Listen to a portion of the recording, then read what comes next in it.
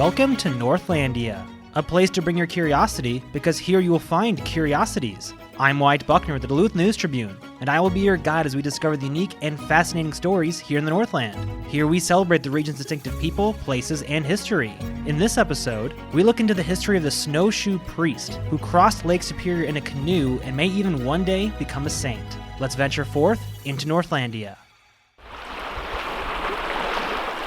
Along Lake Superior's north shore, next to the mouth of Cross River, you'll find a tall stone cross engraved with Father Baraga, 1846. To tell us about Father Baraga and the stone cross named after him, I'm joined again by arts and entertainment reporter Jay Gabler. Jay, thanks for joining us again. Glad to be here, Wyatt. And before we get into the story here, a quick point of order. If you listened to previous episodes, back in episode 9, when we teased ahead of the story, we said it was going to be episode 13. At the time, that was correct, but we've done a little rearranging, so now it's here in episode 12. So sorry about any confusion there, but it's here, and it's probably good that we're talking about it now, though, because we gathered the story so long ago, back on, I think it was April 11th, I think we gathered this. Well, and I guess if you count from when Father Baraga crossed Lake Superior, we're, 170 plus years late? So yeah, better late than never.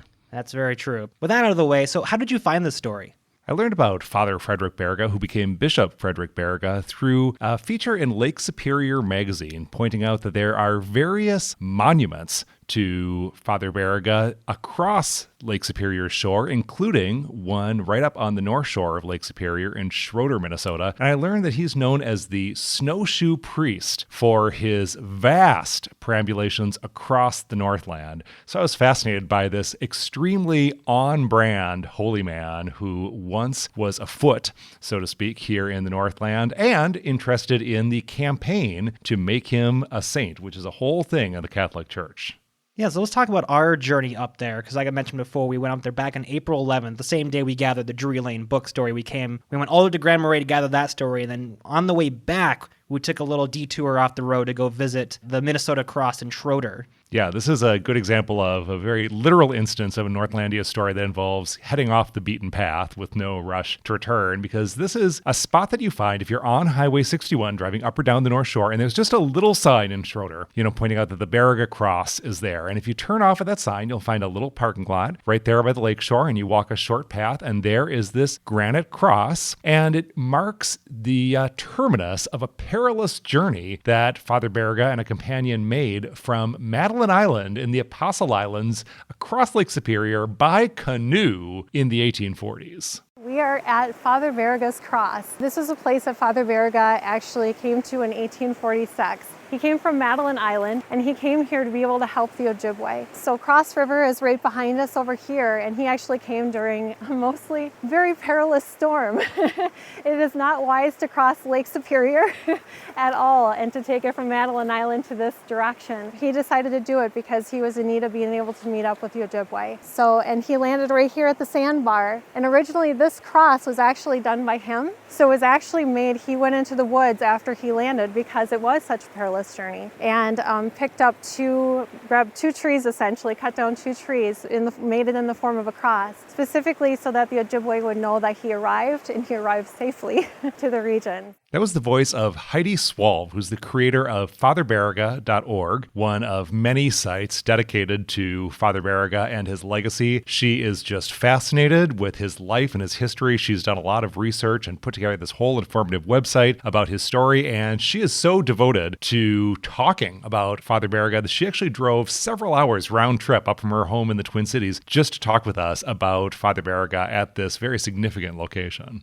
Yeah, it's definitely a commitment to drive that far to speak with us for what was roughly probably 20 to 30 minutes. Yeah, I talked with Heidi and then a couple of other people, including Curtis Chambers, who's a man who has walked over 1,000 miles, he says, literally in Father Baraga's footsteps in snowshoes as a way of sort of paying tribute and drawing attention to Father Baraga's legacy. I also talked with Lenora McKean, who leads the Bishop Baraga Association, which is based in the UP of Michigan and is the official organization working to advance Father Baraga's cause, as she calls it, towards being beatified and ultimately recognized as an official saint in the Catholic Church. Yeah, so what's going on right off of that? Like, where is he in this process of becoming a saint? How does one even become a saint? That's certainly not something I am very familiar with. Yeah, so this is a whole Catholic thing where Catholics believe that, of course, you can pray to God, the Father, the Son, the Holy Spirit, the Holy Trinity, but then there are also a range of people that Catholics believe are up in heaven, and a lot of times you just kind of hope, like your grandmother, wonderful person, you assume that,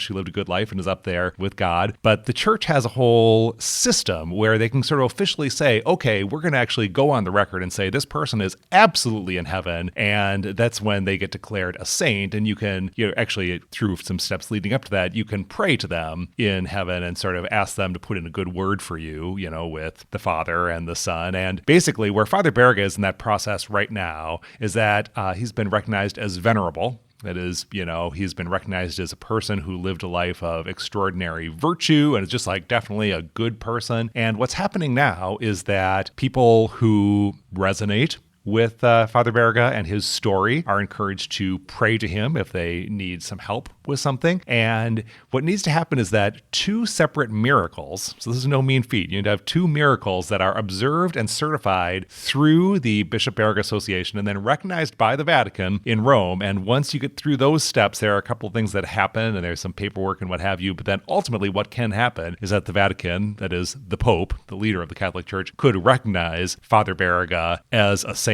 and then he would officially be one of many saints in the Catholic Church. So that's the people who, are really interested in Father Baraga's legacy and think that he really, was a saint and is up there in heaven, are working to move this process along, which is, understandably a long process and takes a lot of time investment. I'm not sure if you'd have the answer to this, but I just don't. I'm just curious myself. What does it constitute as a miracle in this regard? Does successfully crossing Lake Superior in a canoe during a storm count as a miracle, maybe? Or it's got to be something a little different than that? Well, in this case, why we're talking about miracles that happen after the person is deceased. So you pray to them, detail. Yes, because they're no longer on this earth, and the presumption is that they are up in heaven and can help intercede for you. Most typically, the miracles that are recognized as steps towards sainthood are miraculous healings. So someone would have some sort of physical ailment, and they would pray to Father Baraga to intercede on their behalf, and they would subsequently experience a healing that could not be explained by medical science. And if there are all sorts of substantiating documentation around that, then the Vatican could say, okay, there we go, you got one. And once he has 2 and he's gone through the steps, then they may choose to recognize him as a saint. So as far as we know, he hasn't achieved any of those substantiated miracles yet.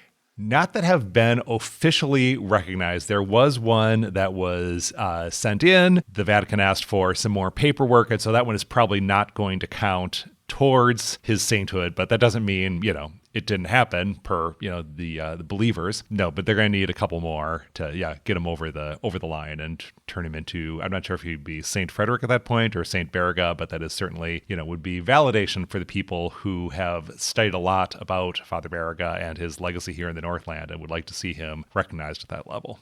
Yeah, so let's talk more then about why is it that people are pushing for him to become a saint? What did he do in his life to talk about his journey throughout the Lake Superior area and the impact he had? Yeah, so some basic facts. This is a guy who lived from 1797 to 1868. He was from Slovenia in Europe, and he was a Catholic missionary. So this is the early 19th century, and this is a time when you had missionaries coming over to this region to spread the faith, the Catholic faith in this case, and also contribute, in Father Baraga's case, to the welfare of people who are here, notably people in indigenous communities. So Father Baraga is known for being especially close to the Ojibwe. He actually learned the Ojibwe language along with several other languages. He was multilingual. He wrote a dictionary of the Ojibwe language. And Curtis Chambers, who is indigenous himself, explained to me that at this time, a lot of missionaries would come over and they would try to impose their own cultural ways on natives of the region. That is, they would say, okay, we're going to speak English now. We're going to dress this way. We're going to do this. This is going to be the culture that's going to, be accepted here now because we're coming over to impose this upon you. Part of the reason that Baraga was so successful is he learned and respected the culture of the Native Americans. Today, unfortunately, a lot of people are either misrepresenting or they just don't quite understand, the depth of his understanding of our culture. He also became fluent in the Anishinaabe when he started teaching Catholicism. Everybody else would try to teach the natives English and then teach their particular religions, whatever that might be. But Baraga not only learned the language, but the culture, and he was just unbelievably successful. Now, Father Baraga certainly was a Catholic missionary, so he was spreading the Catholic faith and arguing that that is the true faith in his view. So there's, that is what he stood for, but at the same time, he took care to learn the language, to learn the culture, and according to both Curtis Chambers and Lenore McKean, to advocate against the relocation of members of Ojibwe communities here in the Northland. This is a time when there were a lot of treaties being signed that involved the ceding of land, and Indigenous communities were being relocated to make way for European settlement and agriculture and what have you. And Father Baraga, who had become close to multiple Ojibwe communities, argued on their behalf and he had background as a lawyer, I've learned, and used his various skills and connections and resources to help as much as possible keep them in their home. So for all these reasons, if you're a Catholic in the upper Midwest, especially in the upper peninsula of Michigan, where Father Baraga was the first bishop of what is now the Diocese of Marquette, or to some extent in northwestern Wisconsin, northeastern Minnesota, the Northland area, Father Baraga was certainly one of the people who brought Catholicism to this region. And so if that is your faith, you appreciate his role in that history. And also, this is a guy who just really threw himself into this region and understood this is going to be cold, this is going to be arduous, this is the lifestyle up here. People love this land, people, make this their home, and he really became at home in this region. And as Curtis Chambers told me, was very selfless, that in the sense that he was not out for material gain. According to Curtis Chambers, Father Baraga died without a penny to his name. He just dedicated his whole life. The man died absolutely penniless. He gave his last $20 away to a teacher of a school in Marquette, like minutes before he died. It was just an incredible man. Although some younger members of Native communities, I've learned, are not as eager as some others to embrace Father Baraga's legacy, given that he was ultimately a European missionary. This is a guy who apparently was not in it for personal gain, that he was a true believer in the Catholic faith, that he wanted to, walk as he saw it in the path of Jesus and be charitable and help people. And that was what he devoted his life to here in the Northland. So we already established before that the monument and cross that we visited is just one of many across Lake Superior. So how many are there, and where are all they? As Heidi Swalf pointed out, Baraga traveled widely and had an impact all across this region. If anybody's heard of the tour circle around Lake Superior, pretty much half of that tour circle, you'll find spots that Father Baraga was a participant in. That's a very common thing around, he was all around Lake Superior. So first of all, Lake Superior is the largest freshwater lake by shoreline in the entire world. So to be able to go around Lake Superior and to establish the number of missions that he did is not a small feat by any means. It is an entirely large lake. So, given that history, there's a reason he was called the Snowshoe Priest. He did a lot of snowshoeing and canoeing and travel by whatever means were possible at that time. So there's the cross representing his supposedly miraculous crossing of Lake Superior. But then if you go down to Madeline Island and the Apostle Islands, there's a road named after him. He did some work there. That's actually where he departed from to get to the North Shore. He was on his way to Grand Portage, where he had co-founded a mission. But kind of the hub of Father Baraga's legacy is in the Upper Peninsula of Michigan. And there's a huge shrine to him on the shore of Lake Superior over there in Michigan that really dwarfs the cross, which is perfectly, dignified and, nice in Minnesota. But the shrine in Michigan, which involves a large figure of Baraga and these sort of arches supporting it, looks quite striking. I've never seen it in person, but it's larger than the Minnesota Monument. And that's also where the Bishop Baraga Association is based. And so they have various historical buildings relating to his life and his work. They have a whole center that people can visit. There is a Baraga Days that happens every year. There are a lot of things named after Baraga in Michigan, including an entire county. So, Michigan is really where you would find Father Baraga's legacy most commonly celebrated. So if you are interested in this man and his work, that would be where you're going to want to end up to learn the most about him and to see where he spent a lot of time and worked as a bishop.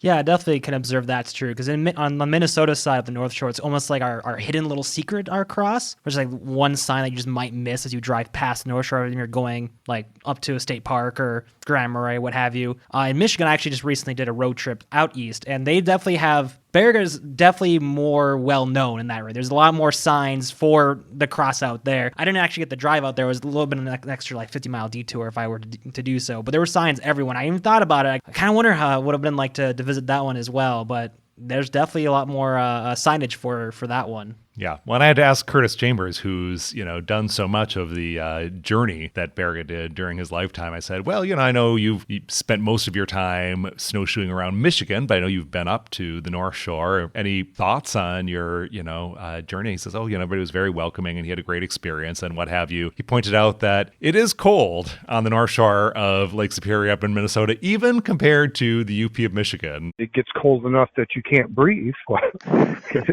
It can be some pretty brutal winters up there. So even by the Snowshoe Priest's very hardcore standards, making it by canoe to the North Shore was certainly an exceptional feat. And yeah, if you're going to build a cross monument for anything, that seems like that's well worth it. Mm-hmm. Yeah, we have the cold, but it seems like based off of this last winter, they have more of the snow. It seems like the Upper Peninsula got beaten up pretty bad this last winter. We like to complain, but you look at like Ironwood and what they got, that was a lot more intense. Yeah, I was just down in the Apostle Islands region this past weekend and looked up at the North Shore of Lake Superior, which you can sort of see up in the distance there. You're looking over at Minnesota. And I thought of if I was, Baraga, it was 1846, and I really needed to get up to the North Shore because I needed to, connect with the Ojibwe up there. According to legend, there was an epidemic. Heidi Swalv said she has not found any evidence for or against that, but that is how the story goes. And so he very urgently needed to get up to the North Shore. And you think, well, if the alternative is snowshoeing all the way along the South Shore to Duluth,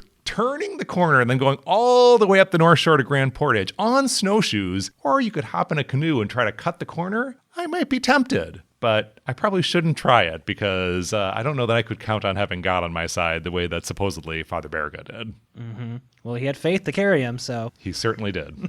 So I know we've kind of touched on this here and there, but talk to me about more directly, why are people so devoted to Baraga's legacy and what impact is he having? Granted, I know he's being consideration for sainthood, but what's the impact he's having today regardless of that? It was interesting in this respect why I talked to Curtis Chambers, who's a lifelong Catholic, raised Catholic, was also a member of the Burt Lake Band of Ottawa and Chippewa Indians, was raised with Native culture as well. And Curtis Chambers said he really sees the two as being very consistent and sort of flowing into one another. Some of the ceremonies, matter of fact, just about all of them, have a lot of similarities, like the naming ceremony of the Anishinaabe would be the confirmation for Catholicism. You pick a saint's name, and hopefully you pray about, before you pick your confirmation name, you pray about and see which saint seems to be working in your life. And in the Anishinaabe, the pipe carrier, that would, I guess could be considered a medicine man. We don't really have medicine men in the Anishinaabe, but the pipe carrier does that. He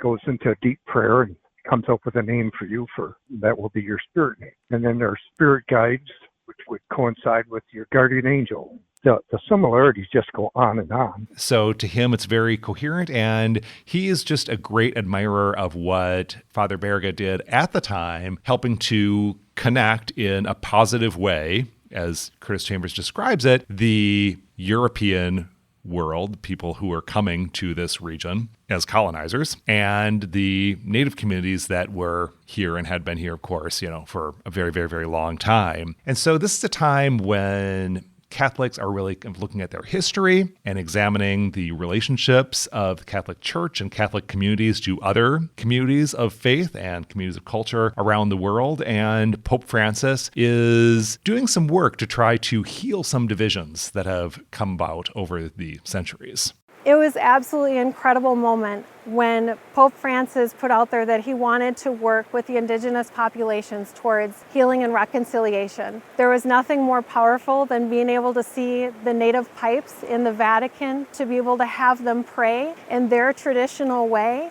and to be able to have Pope Francis really open up the doorways in that way, to be able to have that greater tolerance and respect for the indigenous populations. And in this way too, I think that Father Baraga is of utmost importance. His path is what Pope Francis has been listening to this entire time. We've established pretty well here that it seems like Michigan has seemingly taken ownership of Baraga, and rightfully so. But why do you think it fits well in Northlandia? Like, why it fits so well with us as well? Well, you know, Wyatt, Minnesota loves a local angle, and this is our local angle on a guy who is known worldwide, whose legacy is celebrated worldwide, as you note, most especially in the Upper Peninsula of Michigan. But he did have that incredible crossing of Lake Superior that led to the establishment of this cross. And the cross is sort of regarded as a roadside attraction of sorts here in northern Minnesota. If you look at Roadside America, or if you look at Atlas Obscura, they've got entries for the cross, which they think is sort of, a quirky attraction and is tied to this unlikely story of this snowshoe priest who managed to canoe across Lake Superior, something that should never have happened, but somehow he pulled it off and understandably, built a cross to, thank the God that he prayed to for helping survive the crossing. The crossing gave the name to the Cross River. That's why we call it the Cross River, because that was the sandbar that Father Baraga and his companion washed up over and made it safely to the shore beyond. So it's definitely a piece of northern Minnesota history. And the day may come if the Bishop Baraga Association and the many people who are advocating for Baraga's sainthood, the day may come when he is declared a saint. And when that day comes, Minnesotans are going to put their hands up and say, he was here, hey-o. I can imagine that sign might get a little bigger up the North Shore if that were to happen. Maybe. Or maybe they like having it as a little tucked away secret. I could see that sign being replaced with a slightly larger model pointing out that Saint Frederic Baraga has a cross here in the Northland. All right, well, I think we'll wrap it up there. Thanks again for joining us, Jay. Thanks, Wyatt. And thank you for joining us on this venture into Northlandia. To read the article for this week's column, as well as see photos by Jed Carlson and video produced by myself, visit duluthnewstribune.com/topics/Northlandia. You can find all the episodes of Northlandia on Apple, Spotify, or wherever you get your podcasts. If you or someone you know has a unique story that you believe can have a place here in Northlandia, let us know by emailing northlandia@duluthnew's.com. Join us again next week and discover the extraordinary stories that you just might miss if you're not in the right place at the right time, ready to step off the beaten path with no rush to return, here in Northlandia.